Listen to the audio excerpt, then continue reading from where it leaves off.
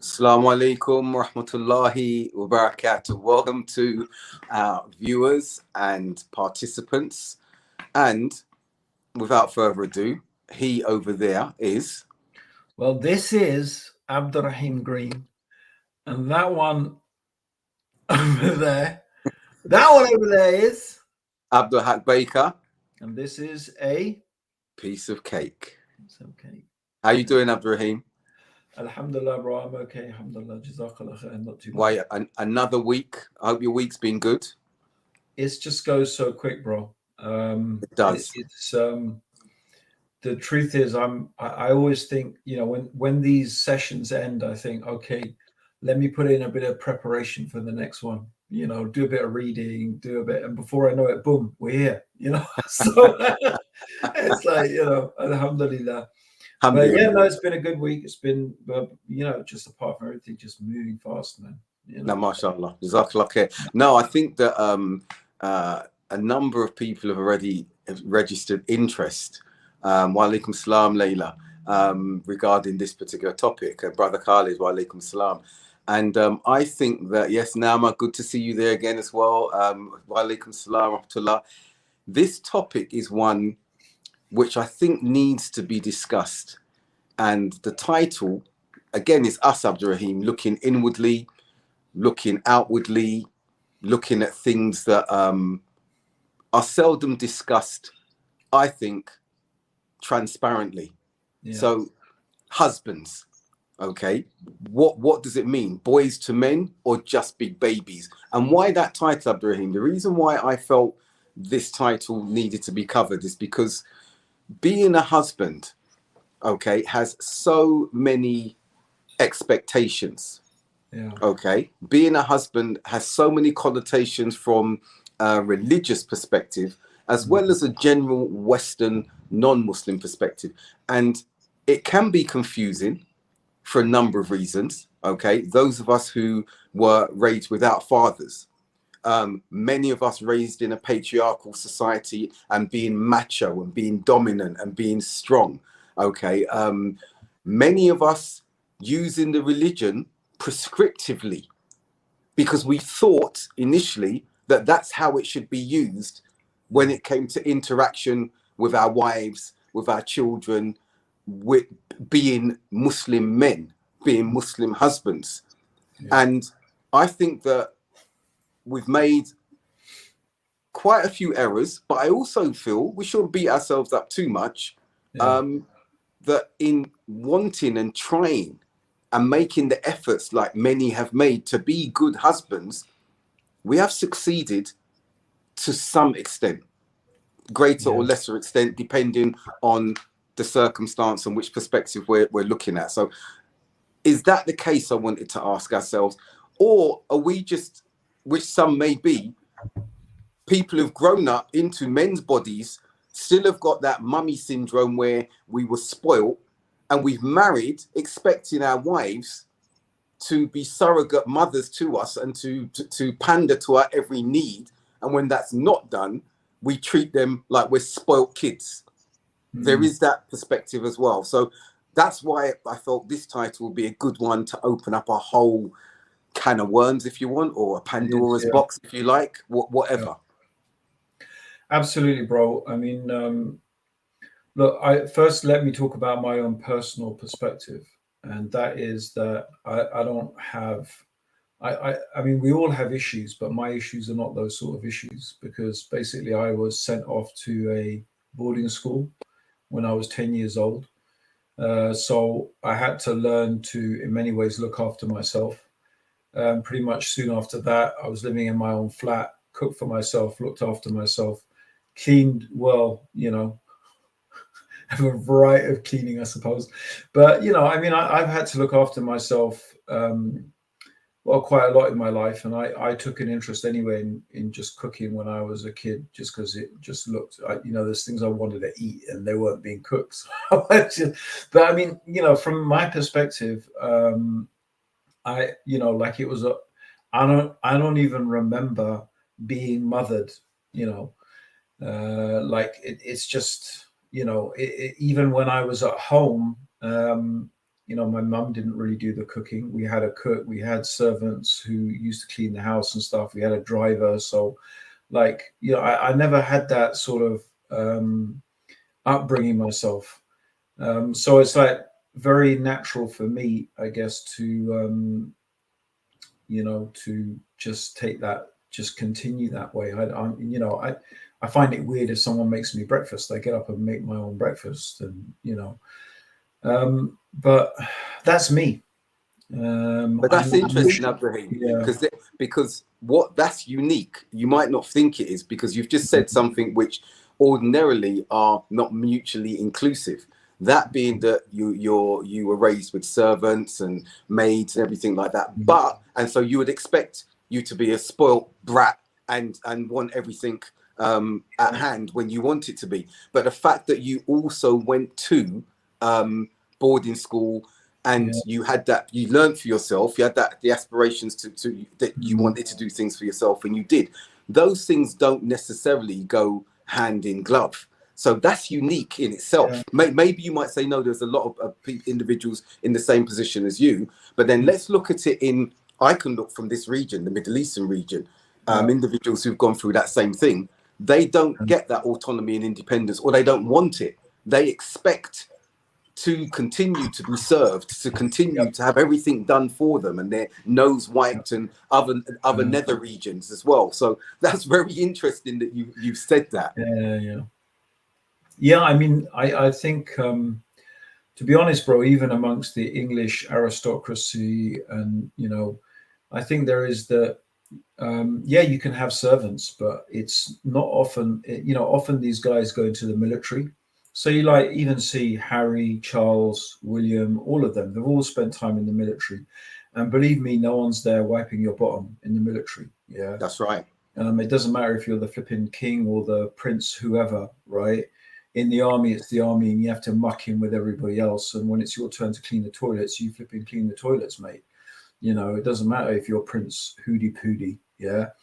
And so there's that whole thing, there's the strong vein within the I guess the aristocracy and the middle class of, men have to be men, they have to be tough, they have to be self-sufficient.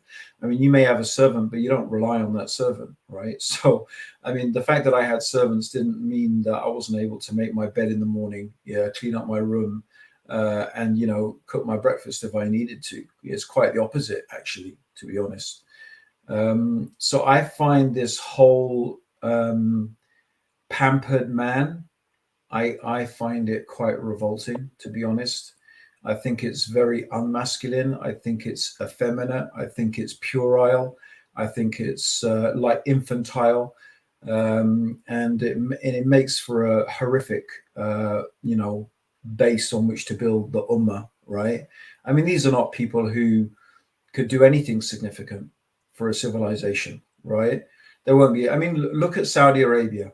Yeah. This war in Yemen, this horrific, disastrous, disgusting, war that's going on. And basically because Saudi troops are so pampered, they're so spoiled, they wouldn't get out of their air-conditioned tents. Yeah. They're too flipping fat to run 50 yards. So, they think that the way to win a war is just bomb people into oblivion, women and children and all the rest of it. This is the reality, right? And this is not just the Saudi army. This is across the board, right? You remember back in the days, bro, when there was Bosnia, and before that there was Afghanistan, and that was a time when you could go and fight jihad, and it wasn't a big thing, right? We've talked about this before, right? We've talked about this before. Like now you think, oh, if you go off to Syria, that's it, you're in prison. Well, it wasn't like that back in the days, and we would give sermons and khutbahs and circles, and they were quite happy. Yeah, and some of us went. Some of us went. Bro, they were quite happy. The authorities here were quite happy to have us recruited to go off and fight again, in their eyes, communist, Russia, right? The point being is that, I mean, anyway, I don't want to go on too much about that because we talked about that plenty already. Right. I just want to make the point that there was all this talk, jihad, right? brothers, love to talk about jihad, and we've talked about before the jihadis and takfiris, they would mouth off the most about jihad, But I used to say in the khutbahs, I said, if you guys don't even know how to take a poo in the woods, If you go out into the forest today and you had to go and take a dump, you wouldn't know how to, excuse my language, I'm trying to make it nicely. You wouldn't know what to do, right? Let alone if imagine you had to relieve yourself and there was bombs blowing up all over the place. So people have got no idea, bro. No idea how to live outside, even exactly. for a night. Even for a night is this spoiled, weak, almost effeminate. And I'm sorry, there's just too many Muslims like that across the board, everywhere. And the irony of that, Abdurraheem, what you're saying is, and it's funny, as you were saying about going to the woods, I'm laughing because it reminds me of a childhood nursery. If you go down to the woods today, you're being for a big surprise. But let's forget that. That's just a childhood memory that's come back. But the irony is that, as you've mentioned, that some of that machismo, if you like, that macho image that is portrayed outwardly is then transferred inwardly within the home environment, and the expectations of the wives, of our wives, are such that it can become oppressive, and chapter and verse are cited in evidence to say, and there are authentic verses in the Quran. The Quran, of course, is authentic. There are authentic narrations that are there that they use. And a Muslim wife, seeing that, doesn't want to go against the narration that's there. But the way it's being used prescriptively, without any spirit, without any understanding, causes her not only to be depressed in the first instance, but to kick back against that. And then the husband, who then says, I'm a degree above you, then starts accusing our wives of disobedience, going against the deen, and we need to take a second wife because we want a strong woman and everything like that. I'm not going to get into second wife thing because there obviously merits, virtues there. There are downsides as well. But the point here is that character or characteristic or type of man that you've defined does that. And we see that in non-Muslims as well. Look at what happens with for sure. Domestic abuse amongst the police force. We see that the policemen come home and there's a high rate of domestic abuse amongst their wives. So that machismo outside, then they transfer that in, and they have expectations of their wives to treat them in that way, as though they've got the uniform on and they should be feared and they are the long arm of the law and all of this. So what you're saying, I do agree with.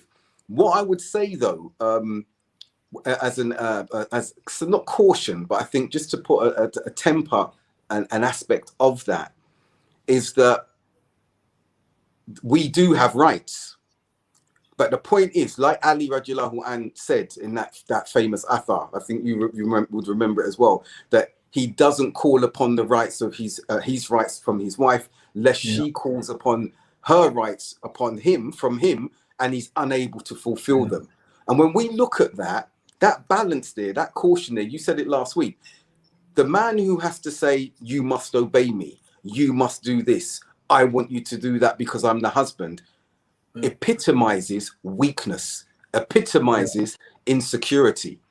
And we have to ask where that comes from. And before I come back to you, Abdurraheem, a sister said that I can speak on this, a few sisters, because I've been contacted. Some are married to men who are man-childs. They've basically been pampered by their mothers so much, that their expectations are that their wife does that and then some, and they're even supported by their mothers. I have accounts where the mother would reinforce that if the daughter is not doing A, B, C, D, and is effectively a slave, and has foregone her rights, that the mother then puts pressure on. And if the mother's unhappy with the daughter, the husband sides with the mother, because he says, well, brings the hadith again, the 3 rights of the mother over the father, over the son, and has 3 times more rights than the father does. And often, and I'm not frowning upon this, but the wife in the cultural relationships often moves into the family home, and that becomes like a prison and a place of torture and mental torture and a nightmare for a number of sisters. I'm not saying everyone, and I'm not saying it all goes wrong, but I'm talking about the cases that have come to me directly in that instance. So the husband now is basically a child, okay, with this woman. She may be a trophy wife, okay. She may have a career, she may have not. They may want her to be a slave in the home. And she is at the beck and call of not the husband, but the mother. And the husband then reinforces everything from the mother, the mother-in-law. Yeah. Those are boys. Those are babies. They are not men. They shouldn't be in relationships. They should stay at home with mummy and do whatever that mummy wants them to do, and have their head rubbed and massaged, maybe get cocoa and milk in the evening so they can go to bed and just say, yeah, I'm a grown man and mummy's happy with me. But they should not think by marrying a wife, externally referencing in order to fulfill a parental requirement, makes them a man, or makes them better than where they are emotionally, spiritually, psychologically, whatever it may be. We have men like that. But then let's move away from the culture aspect. We've got converts who come into the deen. Okay, I'm talking about some from my background, my cultural background.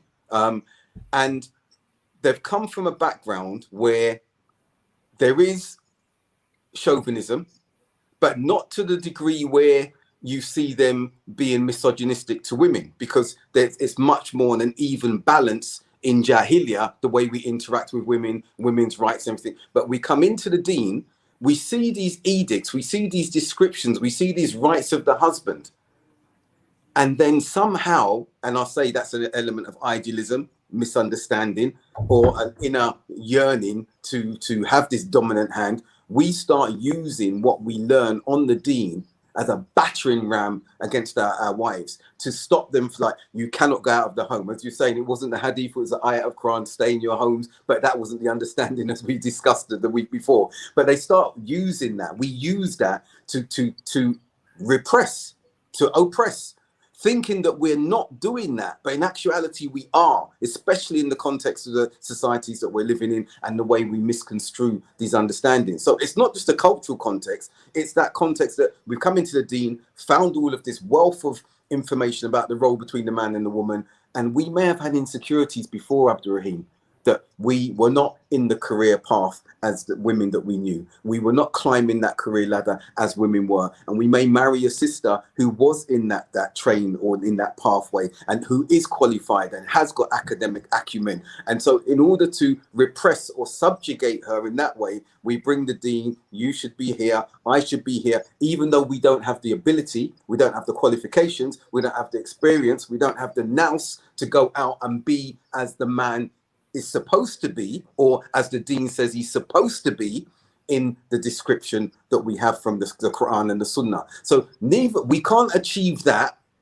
So instead, what we do is we repress and deflect our insecurities onto our partners. There are men like that as well. Again, I proffer boys, not men, or in some instances, broken men who came to the deen broken, who married or tried to get married to escape from their mothers because they were broken by their parents, by their mothers in that instance, or by the expectations of their father, or by expectations of their culture. They're broken, they bring that, and it all lands at the feet of their wives, who are expected to address and deal with all of that. And they have their own issues as well, and that comes out within the marriage, but they're the ones who are supposed to suppress that, because they are, in inverted commas, the fairer sex and should be obedient to their husbands and should forego so many things for their husbands to achieve, or not, as the case may be. I've said a lot. I'll stop. I think you talked for 20 minutes straight there, bro. There you go. Part of the problem is, bro, like, I think you need to, it'd be good to just mention one topic instead of 20. Because you like, this is all in the same frame, Abdurraheem. This is all within the same frame. You've gone through so much stuff, bro. It's like, yeah. I mean, the thing is, you said most of what needs to be said anyway. I mean, I think we've talked about this before, but there's no harm in talking about it again. My advice to everybody, yeah, is when it comes to marriage, forget what the Sharia says. Yeah, I know that's really controversial. People are going to be like, "What? Astaghfirullah," but honestly, really, yeah, forget it, right?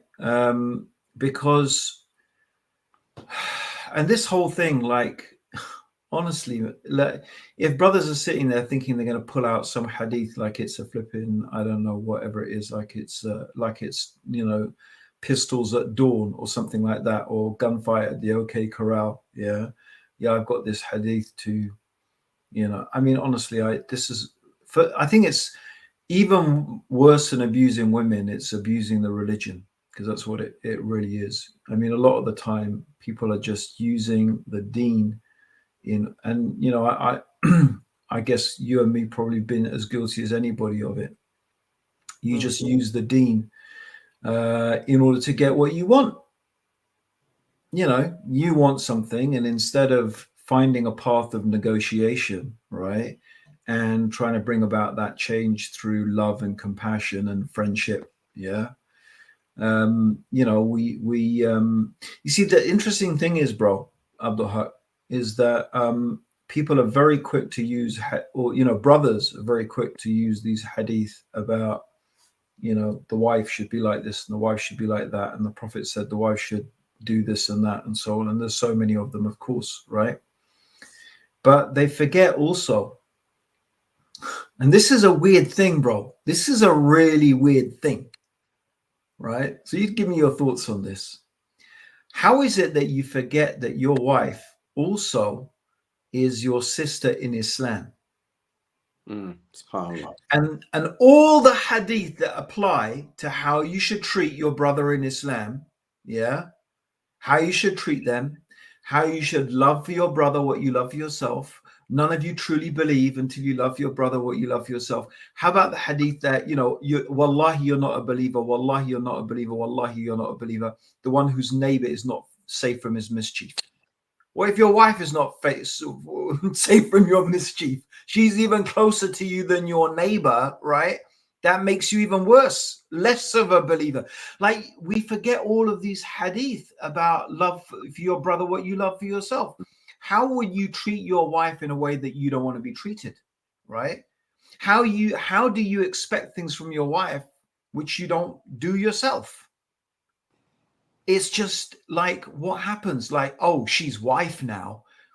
She's wife. She's in a different category of human being that's somewhere between sort of slave and servant. And bro, that just is not right at all. Shall right? I tell you what? She's a free woman, bro. And Yeah. This is why I think the Shafis have something, bro. The Shafis have something, right? Because, according to the Shafi madhab, according to Shafi fiqh, the wife doesn't have to do anything. The only thing she really has to do is when her husband wants to have sex with her, she shouldn't refuse, right? Obviously, she's got a good reason. But that's it. She doesn't have to cook. She doesn't have to clean. She doesn't have to do anything not for her husband, nothing. All those hadith about obeying your husband, they say it's not about housework. It's not about this. It's just about this matter of you have to fulfill his sexual needs, right? The other things, it's extra. If she wants to do that stuff, that's extra. In fact, he is supposed to provide a servant for her to do all of that stuff. Now, I'm not saying I agree with that 100%, but I think that's a very, very strong case because, anyway, I'm not, what do you think, bro? Otherwise, I'm I think that's a great. I'm just going to criticize you for talking for 20 minutes.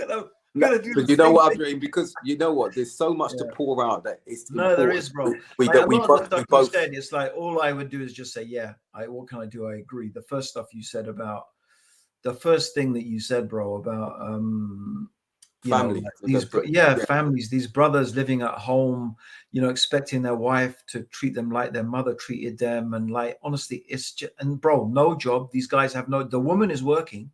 The woman is working. She's got a high-end career, bringing in the money. Plus, she's looking after the babies. Plus, she's looking after him, the flipping extra baby. Plus, she's looking after the mother-in-law. Honestly, bro, it's like vomit-inducing behavior. It is this, like you said, do not marry these men. And this is the problem we've got, bro. This is the problem we've got, right? Who on earth are our daughters going to marry? Yeah, That's because the problem. where are the men? Yeah, and I'm going to be I'm going to be brutal, bro. A lot of this comes from Pakistani, yeah, and Arab culture. Pakistanis and some Arabs are especially bad at this particular type of behavior, right? I've seen a lot of it. Anyway, bro, that's it. And I'm going to zip it up now.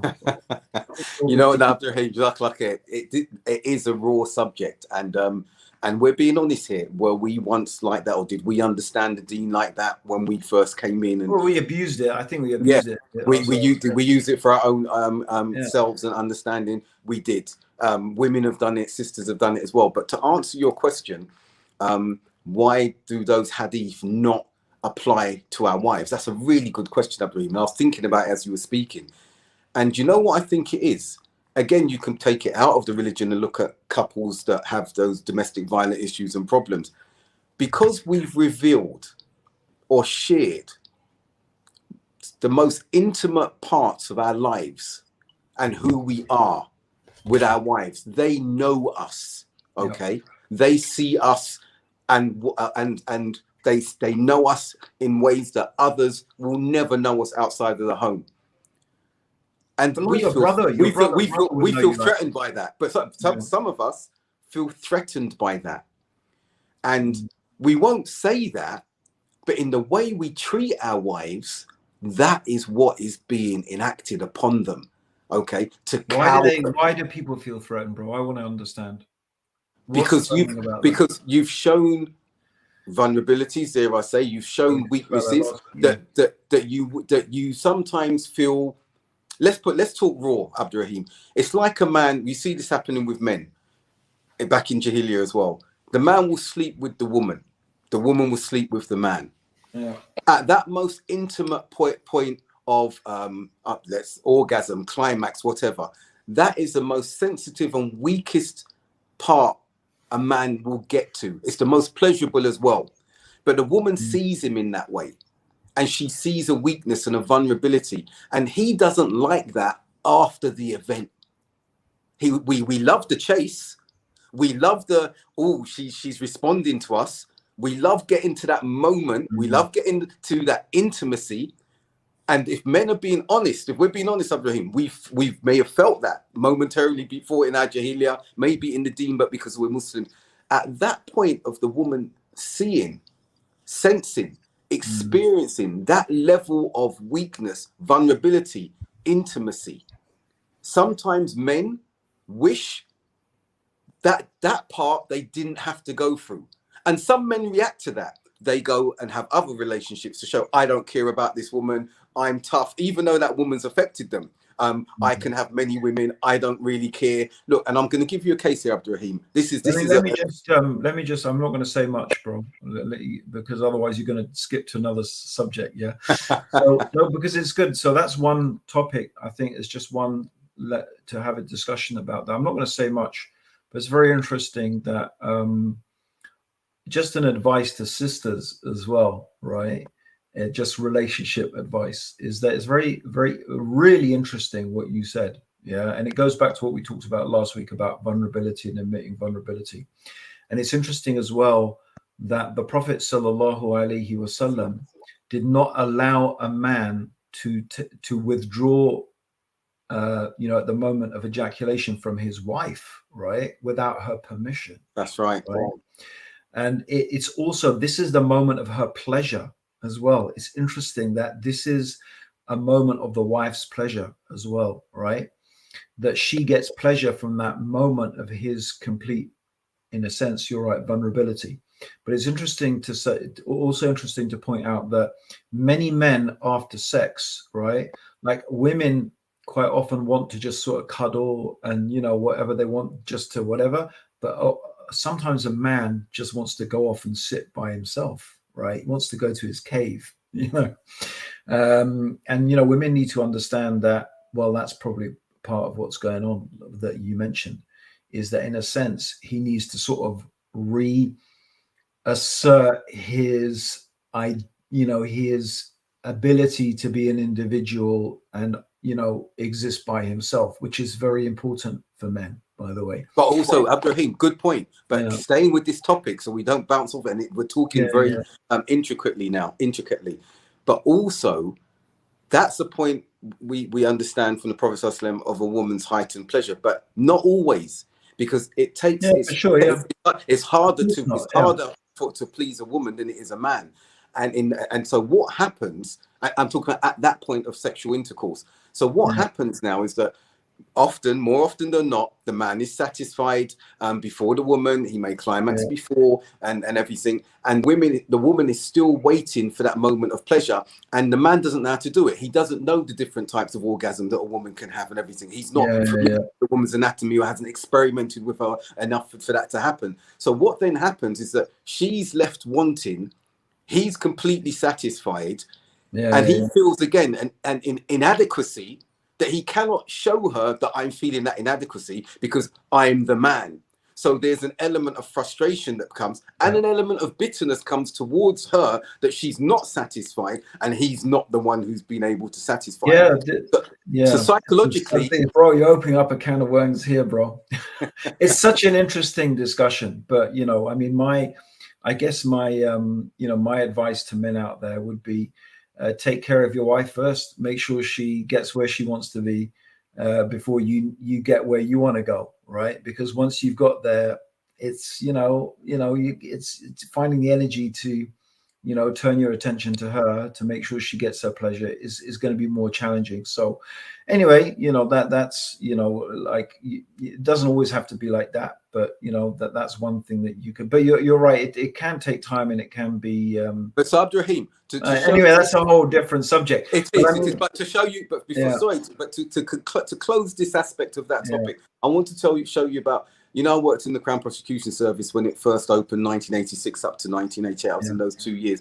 And one of the cases I saw to reinforce what I'm saying here, this individual developed psychological problems. There was a murder case, and I had to read the entire file. And what this individual did, there were some brutal murders that he did, but with one of his exes, basically, who he'd had a relationship with 2 days before, he went back, to her. He didn't kill her, but he raped her. And when they asked him, why did you do that when only 2 days ago you had a relationship with her? He said, I had to go and take back what she had taken from me. And I didn't feel complete enough until I'd done it in that way.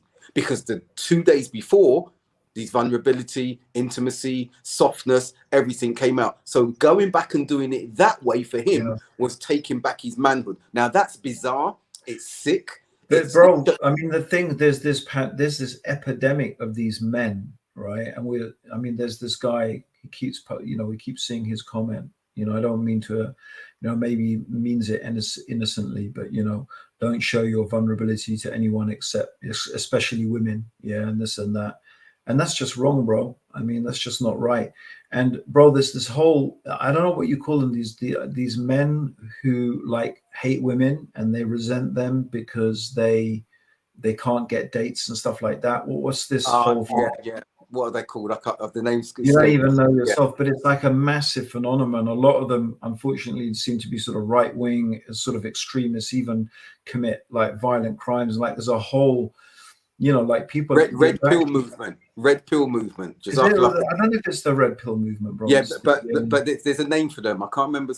One of our viewers will be able to put the name up. I can't remember the name. It'll come to me shortly. But yeah, I know. It's like these whole men. There's like this group of men, and I don't know. They're chased not because they want to be chased, but because no one will date them. Right. That's right. But I mean, the thing is, bro, is that I think to go back to something you said. Incels. They're called incels. Thank you. Incels. That's incels. It, bro. I've just found it now. Yeah. Thank you very much. Yeah. Incel. Okay. This whole incel movement. It's very scary, bro. But it doesn't come from nowhere as well. Right. No. I mean, because the other thing is there are a lot of men who are sensitive. They don't like this whole highly sexualized, flirtatious, sort of fornicating culture, right? Like people forget that, There are men who are shy. There are men who don't like this. There are men who want to be, they actually want to be good husbands. They want to build a family, right? They want a secure relationship. They want that, but they feel like, there are a lot of people out there, I guess, who are feeling that, well, unless I'm a bad boy, yeah, that's it. Women always seem to go after those bad boys. And, if I'm I'm not one of those bad boys, then that's it. She's just going to go off with one of them sooner or later anyway. I mean, I don't know, bro. Wallahi, the more you think about it, the more you think, Alhamdulillah for Islam. No, you're right. Yeah. And we need to, you know what? I think that there are some legitimate problems we are faced of being husbands and knowing how to be a husband in today's world because of the many challenges and the shifting sands of what men's roles were, as we discussed last week, and women's roles. And we see psychological problems developing as a result of that. But we need to, a lot of sisters have mentioned how mothers have adversely affected their sons. Some have tried to say, you're not going to be like your father. And they've raised them in ways that are basically anti-masculine. Some have pushed them the opposite direction. You have to provide. You've got to be the man of the house. And we can't do that to our sons. We can't do that to our sons. We've got to really know them, understand the challenges they've got, and nurture them. Okay, they nurture them. And Hani's mentioning here, men behave like this in marriage because they know that divorce wouldn't stain them. So a lot of the time they don't have nothing to lose. And that's a very good point, because we are still in a society that when the woman is divorced and single, it depends on the culture though, bro. Like that's true, right. That's true in Pakistani culture, but it's not so true in Arab culture. Okay. So again, I'm generalizing. I'm saying very general things, but in some cultures, divorce is like, that's it. Once you're divorced, that's it. That's it. So I know, like in India, for example, someone was messaging me recently. That's their case. Once a woman's divorced, it's almost like someone won't look at her. But that's definitely not the cases in other cultures, right? In fact, in some cultures, if she's been divorced, it might even make her more attractive as an issue in a weird way, for marriage. So, I mean, these things do depend a lot on cultural situations. I wouldn't say that that's universally true, by the way. And look at what Ben's saying here, and I think this is important. He's saying he personally doesn't hate women, but he hates the fact that they don't have accountability. That's an interesting point that he's making. And I would ask, well, why don't women have accountability? What do you mean by that? I don't know. What do you mean? That's what I Ben. If you could write again and explain what you mean by that, because if you're talking about the perspective where there's a culture of finger pointing and the women are perceived to be victims, or they play the victim card more often than not, and a lot of that is legitimate. But there are illegitimate claims where the wife, the ex-wife, or the disgruntled wife can say, and we've seen it, my husband's a terrorist, he's got these extreme views, he beats me. Trigger words that are used by some women in order to raise the attention against their husbands. And we see that happening quite a lot in society. Not saying that it's all illegitimate, because a number of cases are very, very legitimate. But the point that he's making, that Ben's making there, you'd have to elaborate a bit more, Ben, because I think that there is accountability from the husband and the wife in the marriages, and it's different types of accountability that we need to be looking at.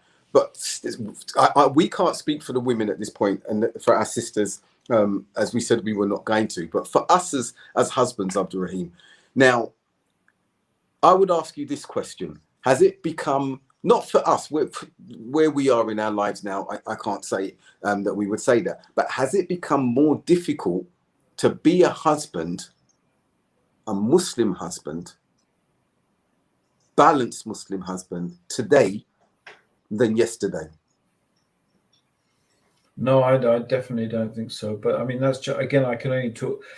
I don't know. I mean, from my personal position, not really. I don't think so. I think it's just a question of, I guess if you just have that growth mindset where you're always looking to learn and you're not looking to justify yourself and just feed your ego. Ego is the enemy, right? Right.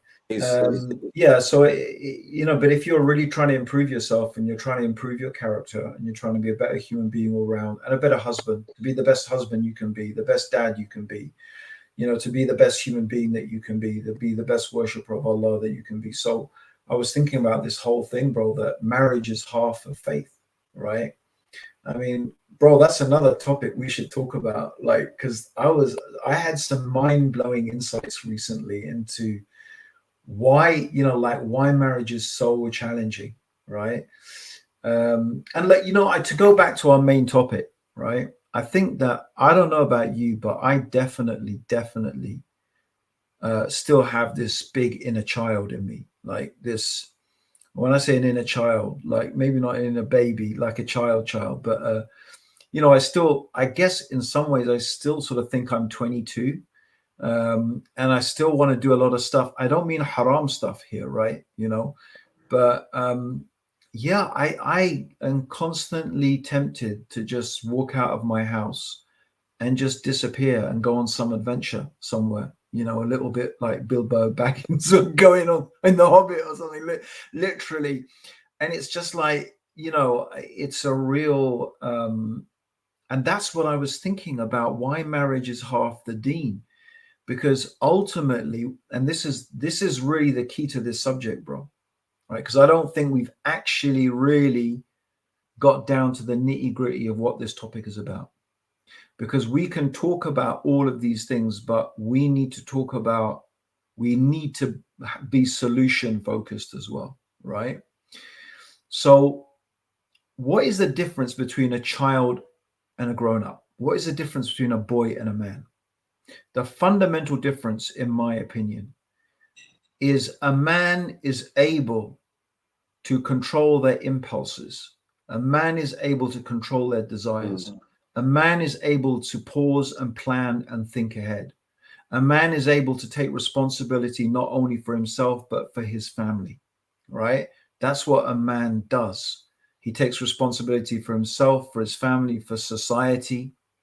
This is what an adult does. This is what a man does. Right. Children, they just do what they fancy, and they find it very, very hard to control themselves, right? So this is the crazy thing, is you see men, I mean, they're men biologically from the point of view of, they're 37 years old. They're still living at home. They're still don't have a regular job.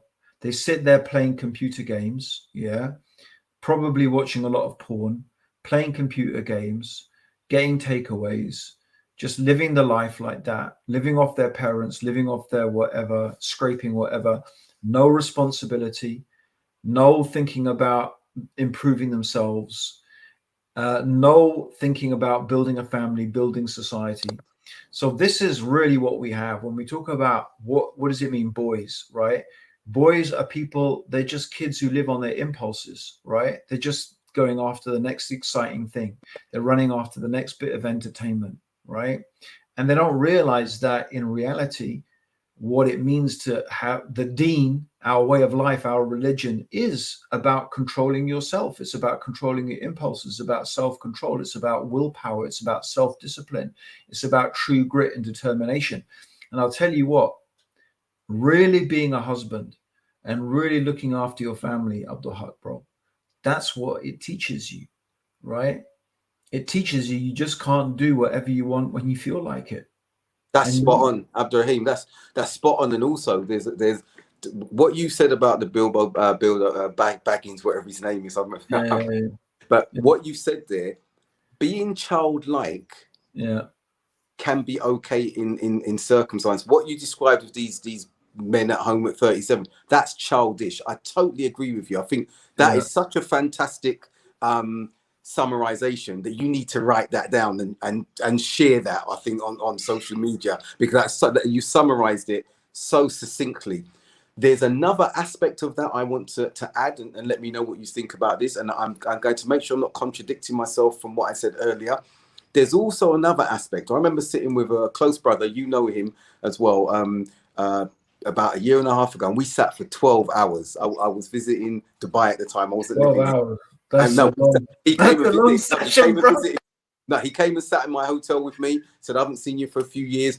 And we had breakfast, lunch, dinner. We just kicked it from 12 Mashallah, noon to mashallah. 12 midnight, just catching up. But he said something Yeah, to me, and I've heard a few brothers say this, and I understood what they meant.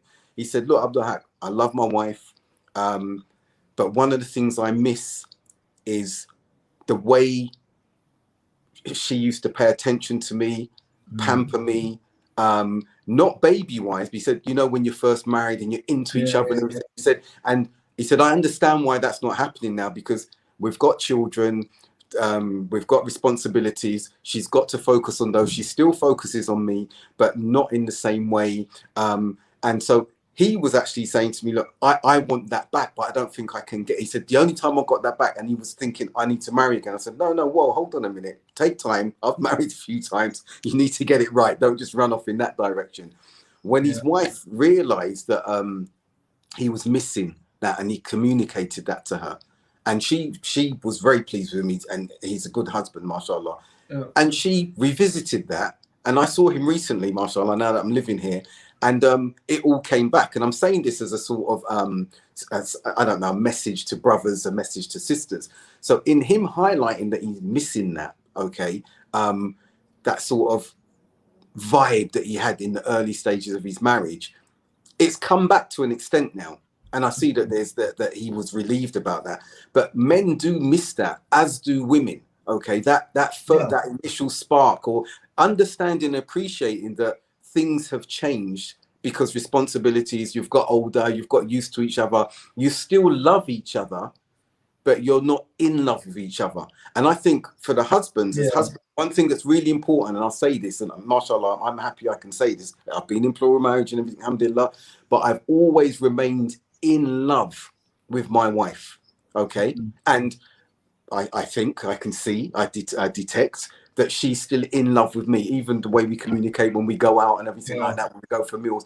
And I think that that's very important, to add that to what you said about being men, okay? Being a man as opposed to a boy, okay? Because if you're a boy and you're not getting that, you're going to start treating your wife with malice, with spite. And you're not going to explain why you're treating her in that way, because you're too immature to say, I just want you to pay attention to me. I want that feeling that I used to have, that we used to have before. Pay attention to me. I miss having that attention for you. They may not do that because some women may perceive that as weakness. They may not do that because they're immature and childish and don't have that emotional intelligence to be able to articulate themselves in that way. So I think what you've said and what I've highlighted there, when you put those together, that really demarcates the men from the boys. The man knowing his feelings, his emotion, what's missing, how to articulate that, okay, and how to acknowledge why this is happening. Whereas the boy will throw all the toys out of the pram and cause even more problems, go into sulks, disappear for ages, not communicate with his wife when he comes in. She hasn't got any idea what's wrong. And it's because he can't emotionally articulate, I just want you to give me a kiss or give me a hug or pay attention to me. I mean, this is like my marriage advice. Whenever whenever I hand out marriage advice, I like have a few, few things. There's only a few real things I think that are important. And it's so interesting that what you mentioned, because one of the things I always say is that your wife or your husband is not a mind reader, right? And there's this thing, and I knew this from Jahiliyyah, right? So this is something I understood before Islam, right? When you're really in love with someone, like when you're really in love, like you said, in love with someone, right? There's this almost mystical connection, inexplicable connection, that just goes way beyond, like there's some of the things that will happen do not have explanations within the physical world as the way that we know it, right? And I can give some examples, right? But I forget the examples. The point is, that it's almost like you're able to almost totally feel how that person is feeling, right, at any given time. But the thing is that almost never lasts forever, right? It's like not a total ongoing situation. Right. And so what you think, it's very easy to think, and this can be made worse by watching lots of movies, yeah, because they don't help you deal with reality at all, No. right? And you think that, oh, she's supposed to love me, she should know what's wrong. And by the way, women do exactly the same thing. They think, oh, my husband should know what's wrong. I shouldn't have to tell him. He should know what's wrong with me, right? And then, like, when he's totally clueless, it's like she will get more and more angry. And when he, when she's totally clueless, he gets more and more mad and more whatever. And it's not, maybe it's not even immaturity. Maybe it's even not he's a baby or she's a baby or whatever. It's just no one told them, like, hey, wake up. Like, that person is not a mind reader, right? And love can be like that sometimes, but most of the time it's not. Like, even for people who are really intensely in love, it's not like that. Maybe very occasionally. So if you have a problem, you've got to talk about it. If you've got an issue, you've got to discuss it, right? And if you don't want to, well, get over it then. Right? Like, don't blame someone. It's like, bro, I saw this video clip that this brother posted, right? Well-known anti-feminist brother, right? And he posted this video of this guy standing outside his house, the flat, right? And his girlfriend or whatever, a wife or whatever, was throwing all the clothes, yeah, and saying, you're disgusting, right? You slept with my sister. And he said, but I didn't. She said, yeah, you slept with her in my dream, in her dream. Right? He said, I said, I can't stop that. What am I supposed to do? And she's going, you're disgusting, right? It's like, bro, this is how mentally deranged people are these days, right? This is how mixed up they are. This is how confused they are, right? So the thing is that it's all about communication, like, if you don't want to communicate your issues to your wife or your husband, then don't make it an issue. It's that simple. Can I come in on that? That's a very good point. On just to add to that as well, one of the things that we make mistakes with as well is that I remember working this out and thinking, okay, I've got to look at this, but you may love your wife in the way that you know how to love her, but it may not be the way that she wants you to love her or is used to being loved. Different love languages, bro. Different love languages. So what happens? Yeah, love languages. So what happens is that you end up being like two ships passing each other in the night, because you're showing love to her, and she's not responding to that. She's like, and you're thinking, she's so ungrateful. I've shown her love. I've poured out my heart. I've bought her this. It might be from symbols or whatever, but then when you're checking and saying, well, but I love you, and I'm showing you that I'm loving you, and she's saying, well, but that's not what I need. That's not the love I need. I need this type of love. And so what we need to do is we need to, if we love our partners, our wives, and our husbands, we really need to love them as they want to be loved. So, for example, some of us are really intense in how we love, okay? And we don't know any other way. And some women love that, okay? Like, yeah, I want this, and then it's good. Some women are like, that's too overwhelming. That's too stifling. That's too needy. I don't need that. Then you feel rejection, like, no, see, that I don't like. It can be the other way around. So we need to really find out how to love our wives. Men need to do that, and not then feel spurned when we're not getting a reaction that's the same, because we then say we want the same love back. But she may not be capable, or she may be more than capable, but not see that she has to love you in the way that you are loving her. And it's like the garment, Abdurraheem. We all talk about that beautiful verse in the Quran, being the libas for each other. But remember, when you go and buy a libas or a garment, you don't just jump into skinny jeans and you've got your like 38 waist or 40 waist, and you get into 28 skinny jeans and pull it on and say, it's my garment, because you're not going to fit. You get the garment and you tailor it, and you tailor it, and she tailors it to fit just right. So with love, and let's be clear, that's not going to happen overnight. And our love and our relationships we're going to be working on these until death do us part. Absolutely, bro. Listen, I just want to finish up with something that literally you made me think about when you were talking that, and what you said is so true. And I was thinking, you know what, for a Muslim, we should really get that, because, you know, one of the things that I often say to people who are not Muslim, right? And, you know, people who, you know, often people, they say, oh, you know, I just pray to God any way I feel like, you know. And like, remember, we used to talk about this. We used to say that you can't worship God the way you want to worship God, right? Exactly. You may think you could sit there and just smoke lots of weed and say, yeah, I'm worshiping God smoking weed, right?